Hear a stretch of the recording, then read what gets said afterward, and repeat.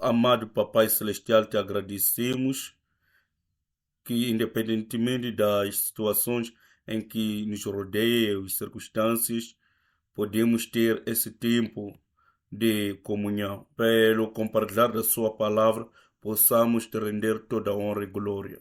Querido Pai, pedimos que o Teu Espírito seja sobre nós, possa abrir os nossos olhos, ouvidos espirituais, assim como os nossos pensamentos, os nossos corações, para que sejamos atraídos a te buscar. Deus Pai, abençoa-nos para que possamos te buscar com todo o nosso coração e alma, para que possamos te encontrar e te achar através da palavra que nos revelou. Oramos para que tudo que está a participar e crê no seu nome e que ama a palavra da história da redenção, para que a bênção de Jeová Shammah seja cumprida nas suas vidas. Pai, lembra a cada um que tem se devotado a si e pedimos que possa abençoá-lo espiritualmente e fisicamente com 10 milhões de bênçãos. Que consigamos voltar com a graça que tenhamos recebido e proclamar diante de si. Maravilhoso da sua obra em Jesus Cristo, que nos salvou da morte, para que possamos receber a bênção da transfiguração. Oramos que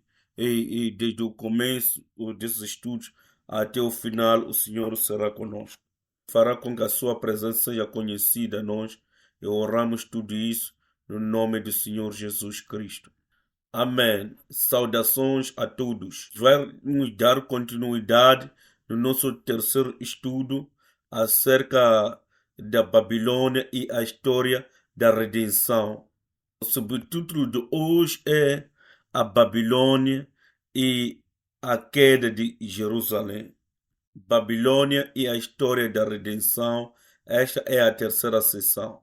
O tópico de hoje será a Babilônia e a queda de Jerusalém. Para resumir aquilo que aprendemos até aqui, não estamos a estudar em detalhes a Babilônia. Estamos a olhar para a história da redenção e como a Babilônia se relaciona à história de Deus escrita na Bíblia. Olhando através da genealogia, vimos o como as pessoas que fugiram para este lugar saíram da presença de Deus e desafiaram a Deus. Chegamos a ver como Deus chamou Abraão para sair da Babilônia, que é Ur dos Caldeus. E Abraão tornou-se o fundador da nação de Israel, através da qual Deus distinguiu e escolheu o povo para si. É o povo de Israel separado do mundo. Espiritualmente falando, quando falamos da Babilônia, estamos falando do mundo do pecado. O que distingue Abraão é que foi chamado para sair deste mundo do pecado e que através dele a nação fosse construída, a nação dos sacerdotes que iriam servir a Deus. Hoje vamos olhar para a queda de Jerusalém e como a Babilônia está envolvida nisto. A nossa passagem de abertura se encontra em 2 de Crônicas, capítulo 7, versículo 19 a versículo 22. A referência é 1 de Reis, capítulo 9, versículo 6 a 9. Ambos os relatos contam a mesma coisa. Iremos ler 1 de Reis mais tarde, mas agora quero começar com 2 de Crônicas, capítulo 7, versículo 19 a 22. Podemos ler juntos.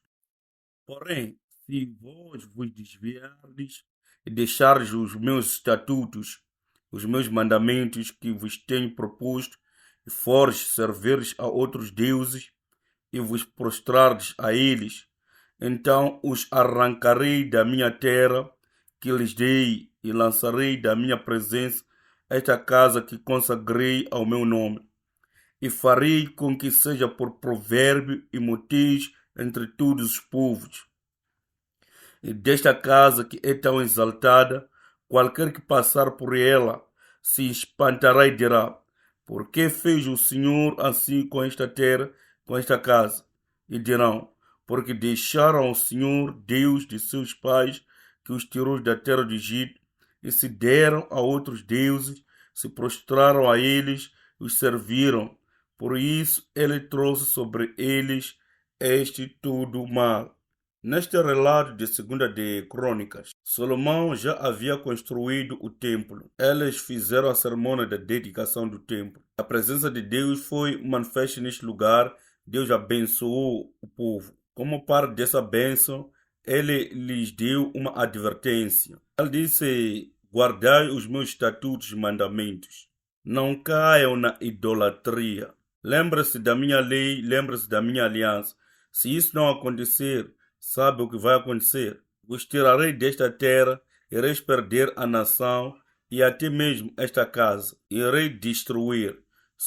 A nossa passagem de abertura é uma advertência de Deus para o seu povo, para que eles se lembrem de sua palavra. Podemos ver logo no início da construção do templo que é como uma profecia de que este templo será destruído, porque as pessoas não vão guardar a lei de Deus, os mandamentos. As consequências seriam de que o povo iria ao exílio, o templo seria destruído e a cidade será levada. É isso que vimos na nossa passagem de abertura. O que precisamos fazer é considerar a Jerusalém na nossa história da redenção. Jerusalém em hebraico é Jerusalém. Significa cidade ou fundação da paz. É claro que a palavra paz para hebraico é Shalom. Até o nome de Salomão em hebraico é pronunciado Solomon. Olhar para este termo verá que no hebraico carrega a conotação de paz. Uma das coisas que distingue Jerusalém é que este é um lugar que Deus escolheu para a construção do seu templo, estabelecer a sua casa. Se olhar para a segunda de Crônicas 3, versículo 1. E começou Salomão a edificar a casa do Senhor em Jerusalém, no monte Moriá, onde o Senhor aparecera a Davi seu pai, no lugar que Davi tinha preparado na era de Orná, o Jebuseu. Agora, Orná, o Jebuseu, podemos olhar para esta história em 1 de Crônica, capítulo 21. Davi havia se orgulhado e confiar nos seus próprios esforços, por assim dizer, o exército. E ele não se lembrava de Deus, e Deus irritou-se com isso. Deus castigou a Israel, e Davi, em arrependimento, vai à eira de Orná e constrói um altar no monte Moria. É porque Davi recebeu o perdão de Deus naquele lugar. Aquele lugar foi designado do lugar onde seria construído o templo do Senhor. Esta é a história que podemos ver em 1 de Crônica, capítulo 21. Está aqui como referência. Vemos que está em Jerusalém, no monte Moriá, onde está localizado o templo. Se precisamos ver como é que Deus escolheu este lugar, precisamos voltar para trás ao Abraão. Em Gênesis 12, versículo 1, a palavra diz: ora, o Senhor disse a Abraão: sai-te da tua terra, da tua parentela e da casa de teu pai, para a terra que eu te mostrarei. Vemos que Abraão foi chamado a sair da sua terra para ir à terra de Canaã, terra da promessa. Mais tarde, em Gênesis capítulo 22, é quando ele oferece seu filho Isaac. A passagem diz: e disse: toma agora o teu filho, o teu único filho Isaac, a quem amas, e vai-te à terra de Moriá e oferece-o ali em holocausto sobre uma das montanhas que eu te direi. Pela primeira vez vemos Moriá aqui. Desde o tempo de Abraão podemos notar que Moriá é o lugar de adoração, é o lugar de sacrifícios. Com todas essas referências, vemos como este lugar tornou-se a base para o templo de Deus. Hebreus capítulo 11, versículo 8 a 10 diz: pela fé Abraão, sendo chamado, obedeceu, indo para um lugar que havia de receber por herança, e saiu, sem saber para onde ia. Pela fé habitou na terra da promessa, como em terra alheia, morando em cabanas com Isaac e Jacó, herdeiros com ele da mesma promessa, porque esperava a cidade que tem fundamentos, da qual o artífice e construtor é Deus. Se continuar a ler em Hebreus 11, o capítulo da fé, claramente diz que essas promessas não se cumpriram neles. Por quê? porque estavam à espera do cumprimento completo. Eles não receberam as bênçãos naquele tempo, mas eles esperaram que iriam acontecer. Não foram realizadas nas suas próprias vidas. Isso é importante porque toda a história da redenção é como Deus gradualmente, progressivamente, certamente cumpre as suas promessas. Vemos que este fundamento é colocado no tempo de Abraão. Vamos olhar para Moisés como Deus progride com a sua revelação. Êxodo capítulo 6, versículo 8. E eu vos levarei à terra, a serra da qual levantei minha mão, jurando que a darei a Abraão, a Isaac e a Jacó, e vou la darei por herança, eu, o Senhor. Isto é antes do Êxodo. Deus está falando o que ele vai fazer. Depois do Êxodo, vemos um pouco mais acerca dos planos de Deus. Vemos isto através do tabernáculo. Em Êxodo capítulo 25, versículo 8 diz: E me farão um santuário e habitarei no meio deles. Agora vemos um pouco de mais detalhes acerca da vontade de Deus. O que é que Deus quer? Ele vai habitar no meio deles e como ele quer que isso seja manifesto, é que eles construam um santuário. Esta é a ordem de Deus na construção do tabernáculo. Decorrer do tempo, o tabernáculo está com a lei de Deus.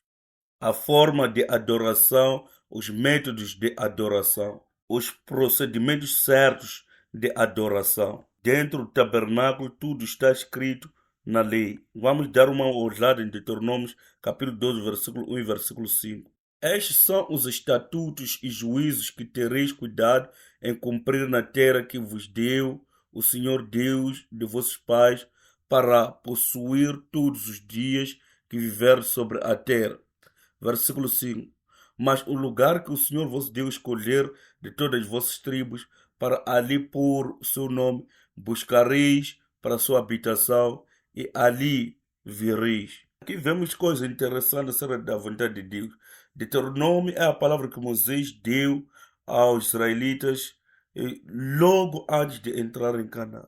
Eles já tinham o tabernáculo, já tinham a habitação de Deus com eles. O tabernáculo era uma tenda, significava que ainda não estavam estabilizados. O que Deus está falando aqui é que irei escolher um lugar para estabelecer o meu nome, e é ali que vereis para me encontrar. Até então as pessoas não sabem que lugar será esse, mas sabem o que vai acontecer.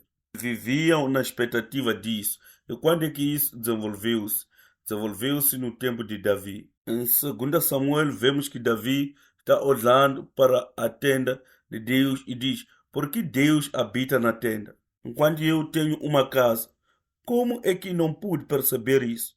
Como é que posso habitar numa casa enquanto Deus não habita numa casa? E Davi teve a intenção em seu coração de construir uma casa para Deus. Deus, reconhecendo a isso, faz uma aliança com Davi, e veremos isso no versículo 10 a 13.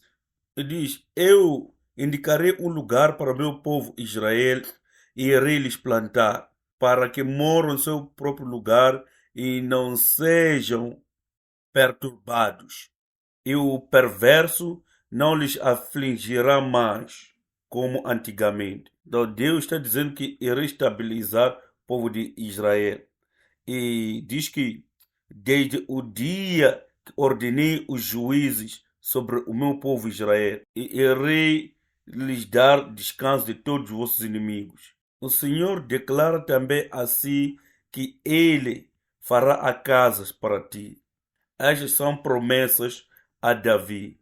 Quando os teus dias forem completos e dormir com os seus pais, levantarei o teu descendente depois de si, aquele que é de ti, e estabelecerei o reino dele. Fisicamente, isto está falando de Salomão, mas nós sabemos que esta é a tipologia de Jesus Cristo.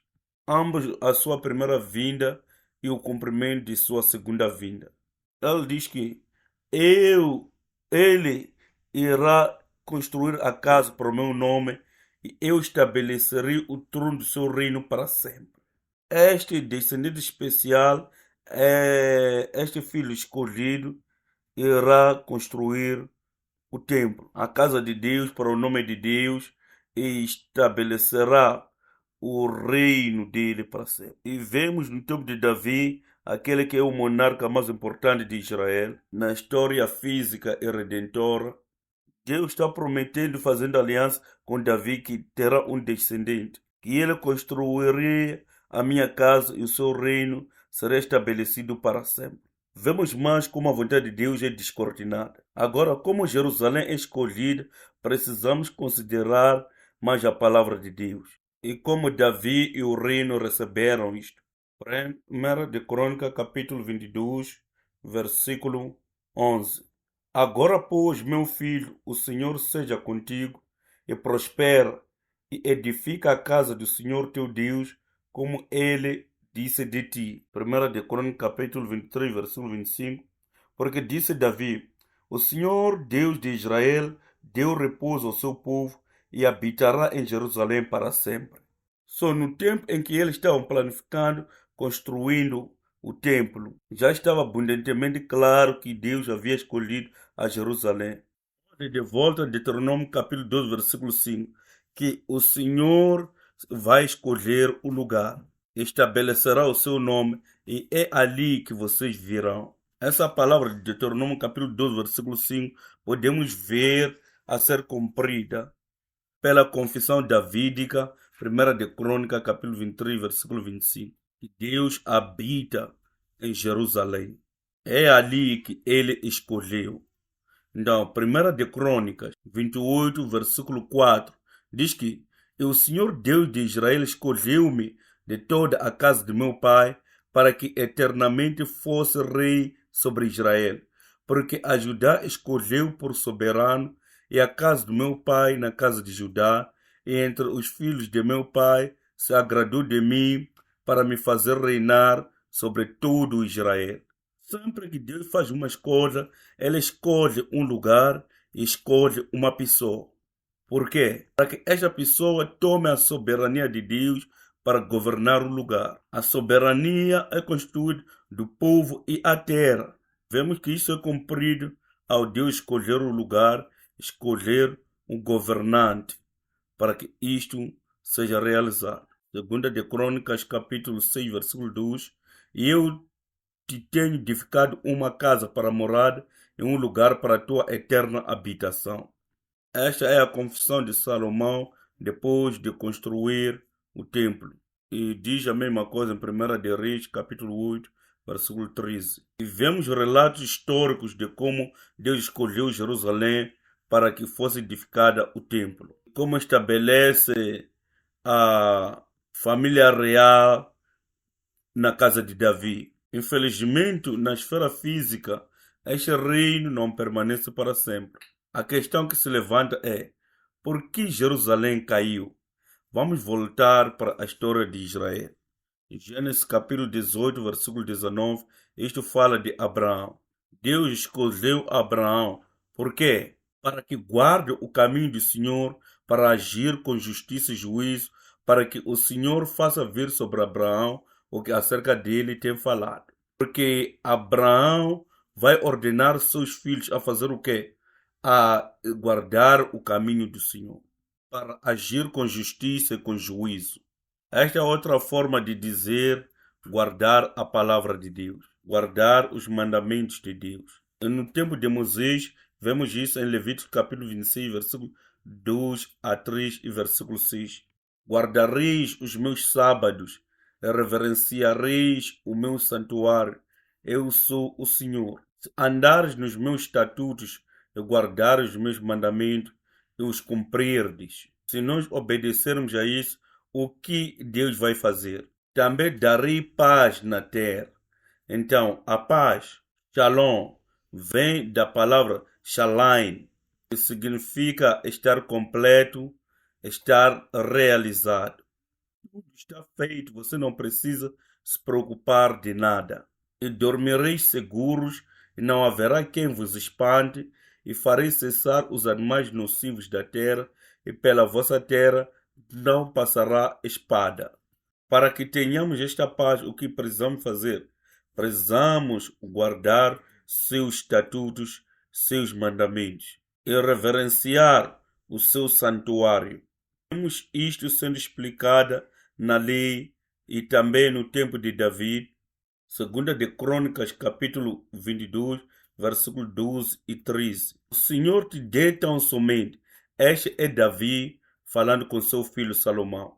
O Senhor te dê tão somente prudência e entendimento e te instrua acerca de Israel, e isso para guardar a lei do Senhor teu Deus.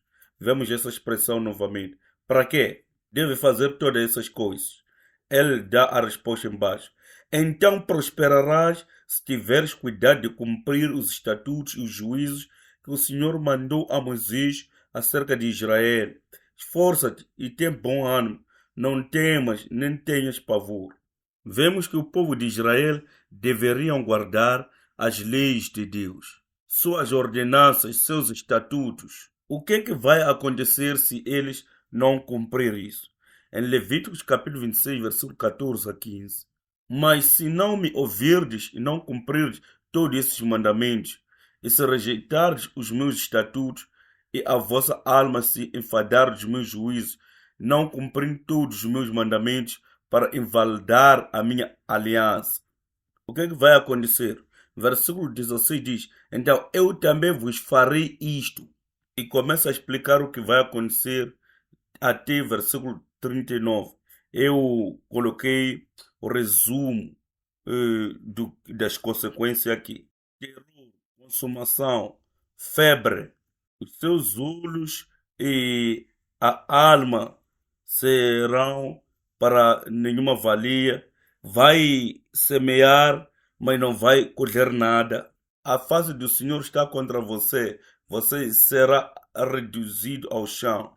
Será matado com bestas e a espada. Canibalismo vai acontecer nas suas famílias. Israel vai cair na destruição e desolação.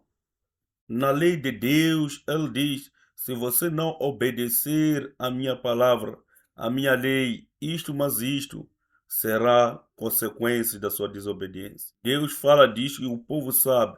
Também Deuteronômio capítulo 28, versículo 15 a 68. Veja a extensão dessa referência. Mantenha isso em mente. Deuteronômio capítulo 28, versículo 15 até 68. Será, porém, que se não deres ouvidos à voz do Senhor teu Deus, para não cuidares em cumprir todos os seus mandamentos, seus estatutos, que hoje te ordeno, então virão sobre ti todas essas maldições e te alcançarão.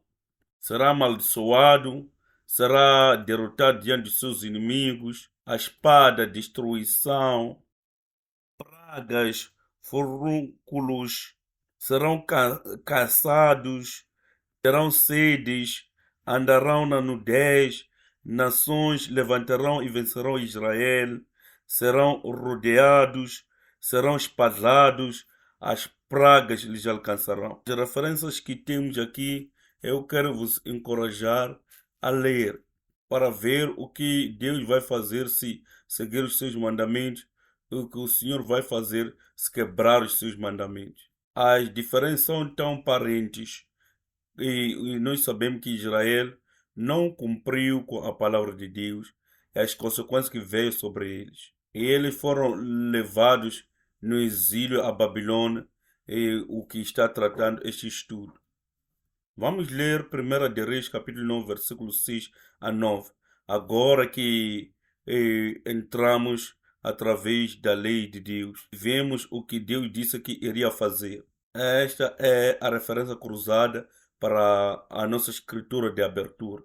Porém, se vós e vossos filhos de qualquer maneira vos apartar de mim, não guardares os meus mandamentos, os meus estatutos que vos tenho proposto, mas fores e servirdes a outros deuses e vos prostrares perante eles, então destruirei a Israel da terra que lhes dei, e a esta casa que santifiquei a meu nome, lançarei longe da minha presença. Israel será por provérbio e montijo entre todos os povos. E desta casa que é tão exaltada, todo aquele que por ela passar pasmará e assobiará e dirá: por que fez o Senhor assim a esta terra e a esta casa? Então dirão: porque deixaram ao Senhor seu Deus, que tirou da terra do Egito os seus pais, se apegaram a deuses alheios e se encurvaram perante eles e os serviram. Por isso trouxe o Senhor sobre eles todo este mal. Olhando para todos estes relatos, será que tens uma surpresa porque Jerusalém caiu, porque o templo foi destruído, porque toda a cidade foi queimada? Veja que tudo quando aconteceu não lhes tomou de surpresa. Deus já havia lhes alertado acerca disto. Desde o início da lei, ele lhes alertou: se vocês não obedecerem os meus mandamentos, sereis destruídos, sereis passados. Depois da construção do templo, Deus diz que a minha presença está sobre este templo, mas se vocês não obedecerem a minha lei, a minha presença sairá deste templo. Esta é uma advertência que deveríamos levar muito a sério. Infelizmente, o povo de Israel não seguiu essa instrução, mas isso serve também como advertência para nós. Segunda de Crônicas, capítulo 36, versículo 15 a 17. Parece que Deus é Deus de terror. E muita gente chega a dizer: Deus está a colocar muitos condicionalismos no seu povo. Afinal, Deus não tem um amor incondicional. Como é que ele diz que se me obedecer, vou te tratar bem, se não me obedecer, vou te amaldiçoar e serás destruído? Isso parece que é a verdadeira definição de condições. Vamos parar de pensar em condições e pensar na soberania de Deus. Porque, como parte da soberania de Deus, ele é incrivelmente gracioso. Vemos isto em 2 de Crônica 36. Independentemente do seu povo ter lhe desobedecido, seguindo a idolatria, quebrando suas leis. E o Senhor Deus de seus pais falou-lhes constantemente por intermédio dos mensageiros, porque se compadeceu do seu povo e da sua habitação. Veja que diz constantemente, ou em outras palavras, repetidamente, porque Deus tinha compaixão não apenas por causa deles, mas por causa do lugar de sua habitação. Porque era através deste lugar que tinha relacionamento com eles. O que eles fizeram? Eles, porém, zombaram dos mensageiros de Deus e desprezaram as suas palavras e mofaram dos seus profetas, até que o furor do Senhor tanto subiu contra o seu povo que mais nenhum remédio houve. Por causa disto, é aqui que entra a Babilônia, porque fez subir contra eles o rei dos caldeus, o qual matou os seus jovens à espada na casa do seu santuário, e não teve piedade nem dos jovens, nem das donzelas, nem dos velhos, nem dos decrépitos, a todos entregou na sua mão. Quando fala-se do rei dos caldeus, fala-se da Babilônia. Este é o problema do pecado. O pecado nos traz a destruição. É o pecado que atrai o exílio nas nossas vidas. É o pecado que traz a Babilônia para as nossas vidas. Então, qual é a conclusão? Pode pensar que estamos concluindo de uma forma pessimista. É por causa do pecado que não temos a paz. Jerusalém é chamado de fundamento da paz. E o que a Babilônia fez? A Babilônia destruiu Jerusalém. Assim não temos fundamento da paz, não temos a cidade da paz. Isaías, capítulo 48, versículo 22, capítulo 57, versículo 21, diz que não há paz para o perverso. Sempre que pensamos nos perversos, pensamos nas pessoas que estão fora da igreja, pessoas que não fazem tarefas de igreja, pessoas que não creem. Jeremias capítulo 16, versículo 5 diz: porque assim diz o Senhor: não entres na casa do luto, nem vás a lamentar, nem te compadeça deles, porque deste povo diz o Senhor: retirei a minha paz, benignidade e misericórdia. Durante o tempo de Jeremias, nós chamamos Jeremias o profeta chorão, porque ele andou a chorar por causa da destruição que caiu sobre Jerusalém. Andou a lamentar e queria consolar o povo pelo que aconteceu. E Deus diz a ele: não lhes console, não lhes fale de paz, porque tirei a minha paz deles. O profeta Daniel, no capítulo 9, versículo 4 a 6, começa a confessar: ah, Senhor, Deus grande e tremendo, que guarde a aliança. Então está claro aqui que Deus guarda a aliança sempre para com os que te amam e guardam os teus mandamentos. Pecamos, cometemos iniquidade, procedemos impiamente e fomos rebeldes, apartando-nos dos teus mandamentos e dos teus juízos. Não demos ouvido aos teus servos profetas, que em teu nome falaram aos nossos reis, aos nossos príncipes e a nossos pais, como também a todo o povo da terra. Ele está confessando, dizendo que nós é que somos perversos. O que é que a palavra diz? Não há paz para o perverso. Porque nós somos maus. Como é que podemos ter a paz? Porque é por causa de nós que o fundamento da paz foi destruído. Jerusalém foi destruído. Então, quando a situação é assim, o que precisamos fazer? Será que há esperança? Sim, temos a solução. Segunda de Crônica, capítulo 6, versículo 36, 39, o que ele diz? Esta é a oração de Salomão, depois de construir o templo. E esta é a profecia. A palavra de Deus diz: quando pecarem contra ti, pois não há homem que não peque, e tu te indignares contra eles, os entregares diante do inimigo, para que os cativar os leve em cativeiro para alguma terra remota ou vizinha. E na terra para onde foram levados em cativeiro, caírem em si e se converter, e na terra do seu cativeiro, a te suplicar, dizendo: pecamos, perversamente procedemos, impiamente agirmos, e se converter a ti com todo o seu coração e com toda a sua alma, na terra do seu cativeiro, a que os levaram presos, e orarem para o lado da sua terra, e deste a seus pais, e para esta cidade que escolheste, e para esta casa que edifiquei ao teu nome. Ouve então, desde os céus, do assento da tua habitação, a sua oração e as suas súplicas, e executa o seu direito, e perdoa ao teu povo que houver pecado contra ti. O que diz lá na lei? Diz que o Senhor vos espalhará entre os povos, e vocês serão poucos em número entre as nações onde o Senhor vos conduzir. Mas se de lá buscardes ao Senhor vosso Deus, o encontrará, o achará, ao buscar de tudo o seu coração e sua alma.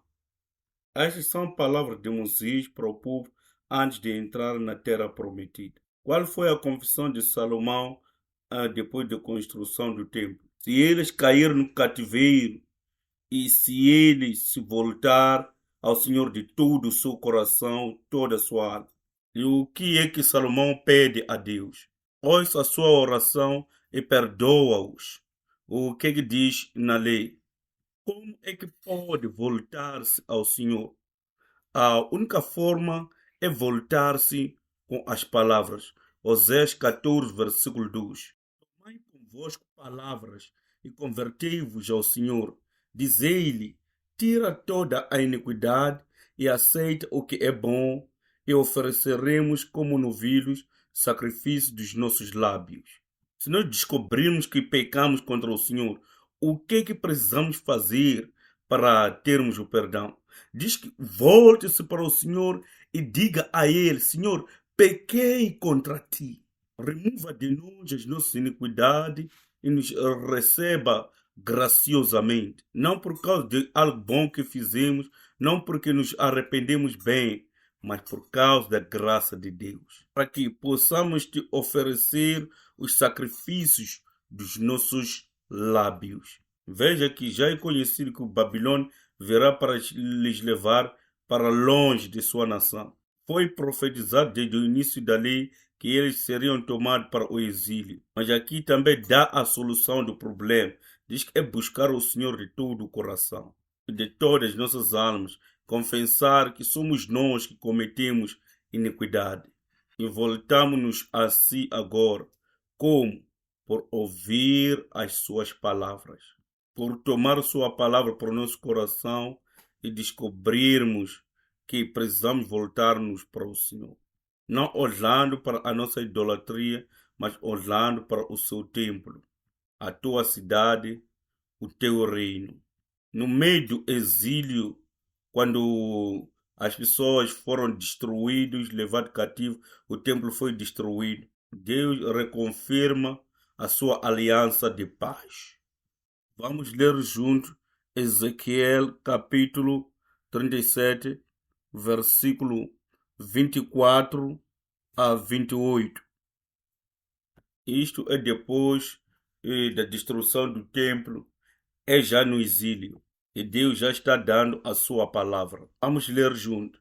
E meu servo Davi será rei sobre eles, e todos eles terão um só pastor, e andarão nos meus juízos, e guardarão os meus estatutos, e os observarão, e habitarão na terra que dei a meu servo Jacó, em que habitaram vossos pais, e habitarão nela, eles e seus filhos, os filhos de seus filhos para sempre.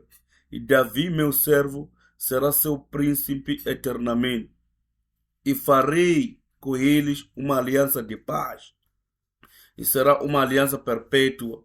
E os estabelecerei, e os multiplicarei, e porei o meu santuário no meio deles para sempre. E o meu tabernáculo estará com eles, e eu serei o seu Deus, e eles serão o meu povo.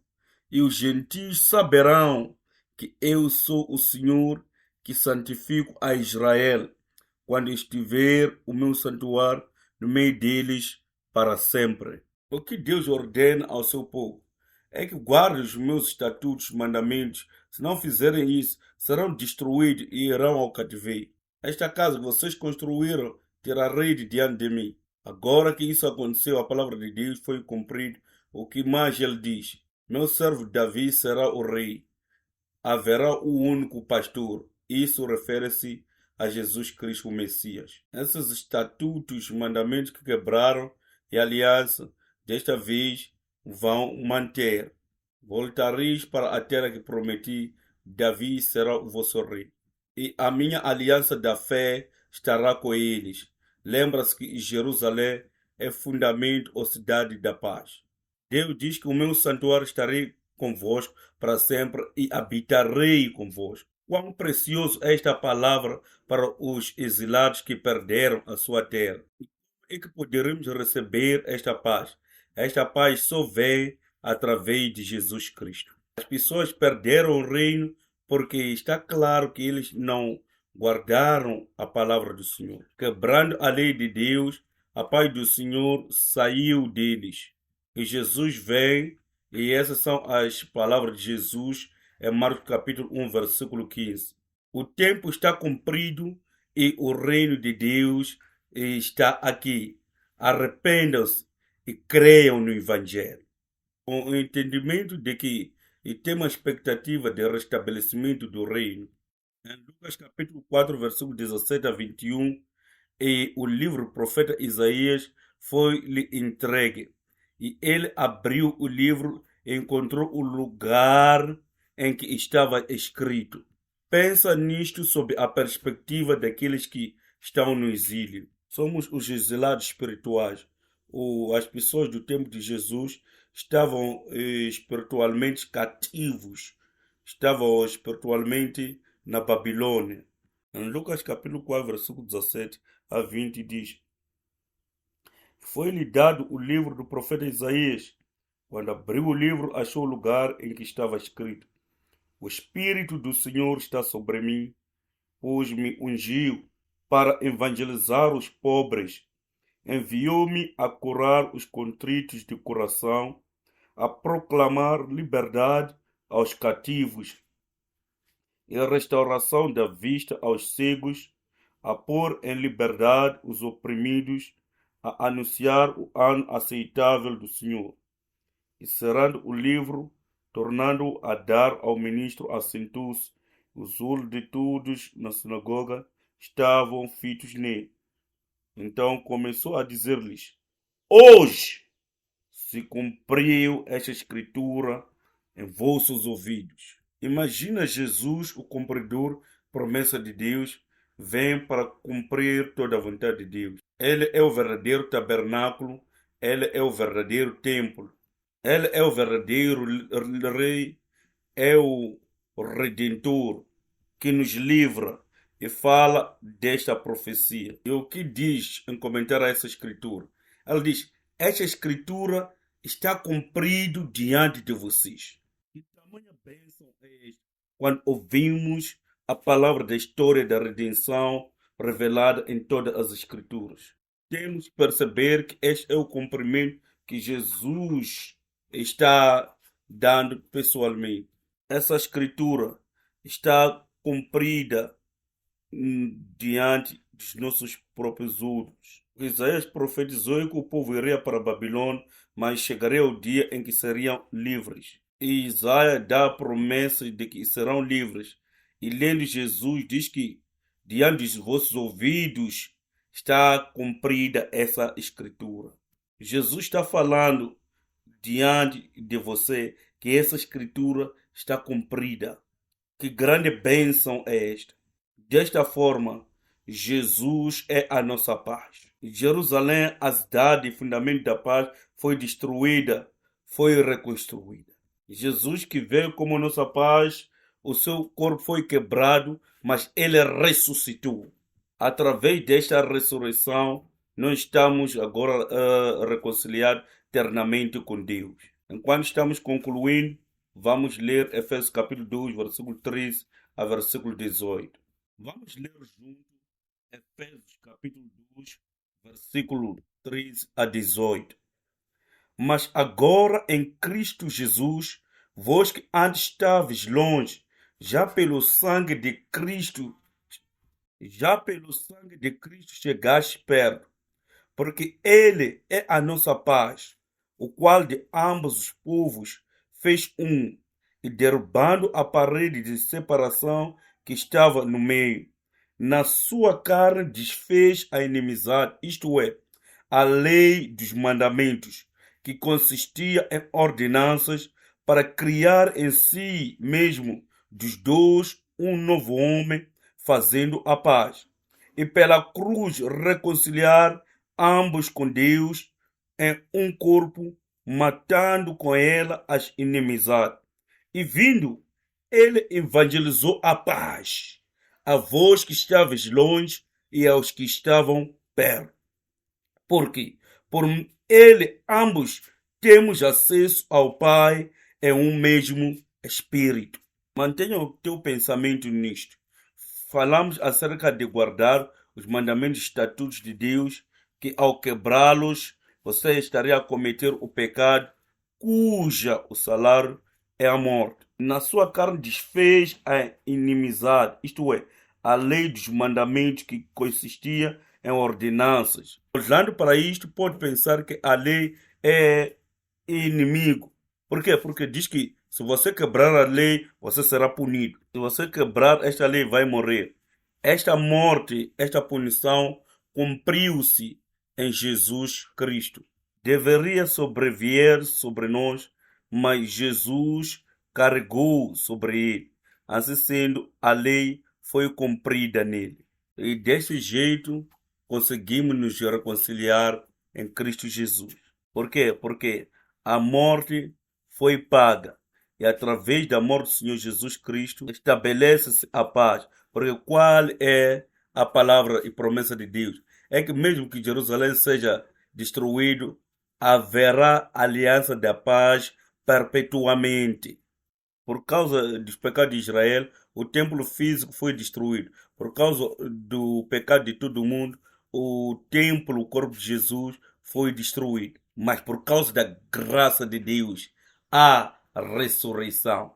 Através da ressurreição, nós tomamos a paz, porque somos reconciliados pelo amor de Jesus com o nosso Deus. Esta é a obra do nosso Senhor Jesus Cristo.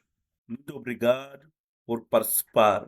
Espero que por entender o papel da Babilônia como instrumento de Deus para cumprir os seus propósitos. Então, olhando para a situação do papel da Babilônia, vemos que Jesus veio para carregar os nossos pecados, carregar as nossas falhas, carregarmos a nossa desobediência e ser punido por causa dele. E nós termos a paz com Deus. Vamos orar. Oramos para que a essa palavra da paz seja materializada nas nossas vidas, para que possamos testemunhar da sua paz e glória. Pedimos isto em nome de Jesus. Amém.